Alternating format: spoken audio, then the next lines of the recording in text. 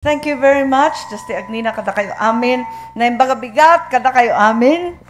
Ket kablaawan man ti Father Walde tayo ti pinaka-loyalista nga Apo Padi. And of course, our thanks to Bishop Renato Mayugba, the outgoing governor, Governor Matt Marcos Manotoc. Palakpakan po. Nalulungkot ako, pero natutuwa kasi papasok na naman ang sumarunong vice-gobernador, Governor tayo Cecil Araneta Marcos. Sipatan tayo, LMP President Jeffrey Sagid, Bokal Marcos Sagid, and all our mayors. Peking Marcos yan, pero palakpakan na rin. Ti LNB President Ryan Pascua, ken ti entero nga kameng ti ABC Presidents, our barangay kapitanes ng Paway at ng iba pa, na alam ko pumunta lamang para malaman kung may eleksyon o wala. Alam ko naman na yan lang ang pinagdadasal ko. Nanalo na tayo, kayo naman. Kung sana sa akin, i-postpone ng i-postpone. Ayon kay Apo Lakay sa tatang ko, talaga naman habang nakaupo siya, nakaupo yung kapitan. Pero palagay ko, abuso yon. Kaya hindi yata po pwede. Sa ating pinakamamahal na Judge Dina Packing, nagpapatunay na dito sa Ilocos Norte, ang naghahari ay yung mga reyna. Women power all the way, senador, gobernador, chief judge, at higit sa lahat, sangkatutak na mayores, SK, kapitana, at iba pa. Huwag lang sabihin ang totoo na under the saya. Hindi naman siguro. Ang ating mayora, ang giant slayer ng San Fernando, Pampanga, Mayora Vilma Kaluwag.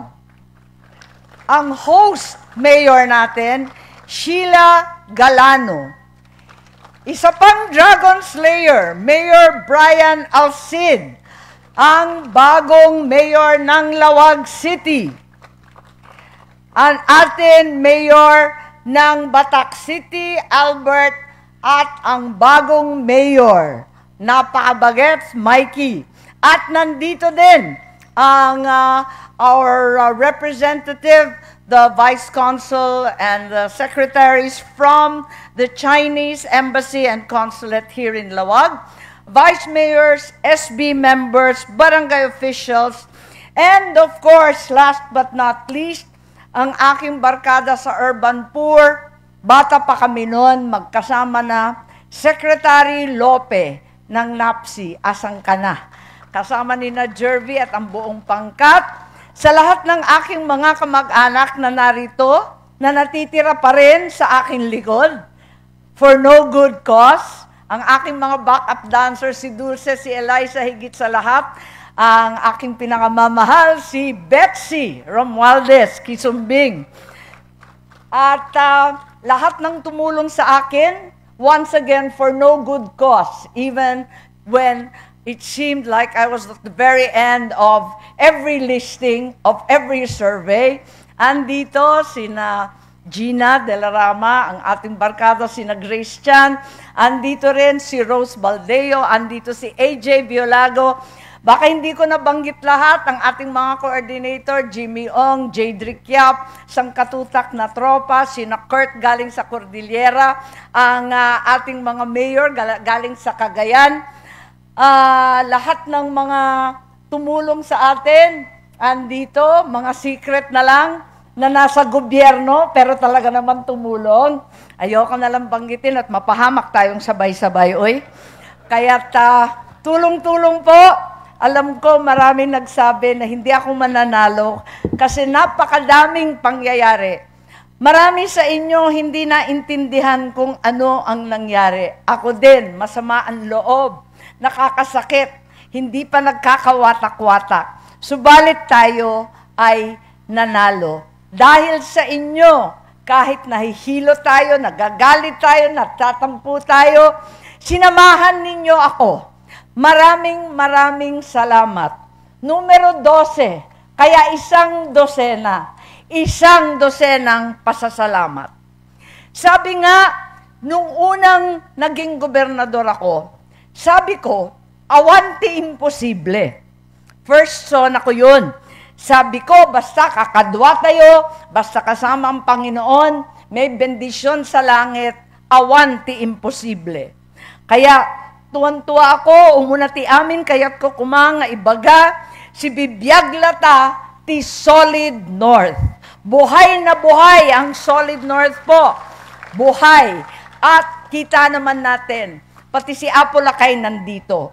Sa mga dayo, sa inyo na hindi siguro nakakaalala, eto na po ang Marcos weather. Ang tatang ko gusto na ang panahon ay kulimlim para hindi daw mainitan ang tauhan at sundalo niya. Ngunit hindi uulan, baka magkasakit ang sundalo at tauhan niya. Tamang-tama lang ito, Marcos weather, He is indeed with us. At daak manen dito Ilocandia, saan na dumawat ititulong no diket di agyaman kada kayo amin. Agyaman ak apo ti suporta ken panagayat yo kanyak kunada nasa emiti agbalin na kutit ngem syak naragsaka ang agbalin na kutit jay listaan. Akas kunada number 12. Datayo tinang turpos ti listaan, datayo apo tinang turpos ti laban. Iti sumaruno nga ine matawen saanen maawanan ti boses ti Ilocandia di ay Senado. Agtultuloy latta ti kinasirib, kinagaget, kinabileg, ken kinatanok tayo. Daytoy apo ti kari kada kayo, saan kayo ababayan? Aging ganang danak di ay Senado, saan kayo maawanan ni Titimek? Tisuro di tatang ko, isang bansa, isang diwa. Ipaigid tayo pailang amin, adi panagkikinaawatan, tapno mangeg tayo. Dagiti mas bisbisin, akakailyan tayo. Sublianan tayo, dagiti trabaho, nga ingkari tayo, ketrumbeng nga ikan tayo, ti ay mi solusyon. Dagiti agkakangina magatang, kinaawan trabaho, agrigriga, tamanalon, ken manalap, PWD, ti solo parents tayo, ken dagiti seniors, lola, ken lolo, dito'y Ilocos. Narugyanan tayon, dagiti tulong para ti panagbasa, uray man pa'y kumarkaro, dagiti bagyo, ken ginged, nakaturpos, latta, ti kaadwan. Ti panagtalon, na ikaten, dagiti utang, dagiti manalon tayo, gapo ti Agrarian Reform Act. Ken adda kadakwadan, dagiti titulo kalpasan ti 5 a dekada. Yan ang habilin ng aking ama. Adupay, ikan tayo ti umno a suporta dagiti tatang tayo ang manalon. Irigasyon, abono, krudo, nga awan buwis na. Binula na sweldo ang makatulong kinakadwa. Adun dagiti na ubraan tayo, ken amok adupay, ti maubraan tayo. Adupay nga ay may solusyon, ti maipaay kada kayo, padak nga Ilocano. Awan ti imposible, maniwala po tayo, mabubuo pa rin ito, at tayo ay magkakaisa muli. Ngarod, agyamanak ti awan, sarday kinapalao sa suportayo kanyak, ken ti pamilya. Kung mayroon Marcos idi, Marcos ita, Marcos lata, ngayon, masasabi na natin ulit, anuman ang mangyari, ay mi idi, ay mi ita, ay mi lata. Diyos unay ti agnina apo, maraming salamat. Isang dosenang pagmamahal. Agbiag ti Ilocandia, agbiag ti Ilocano.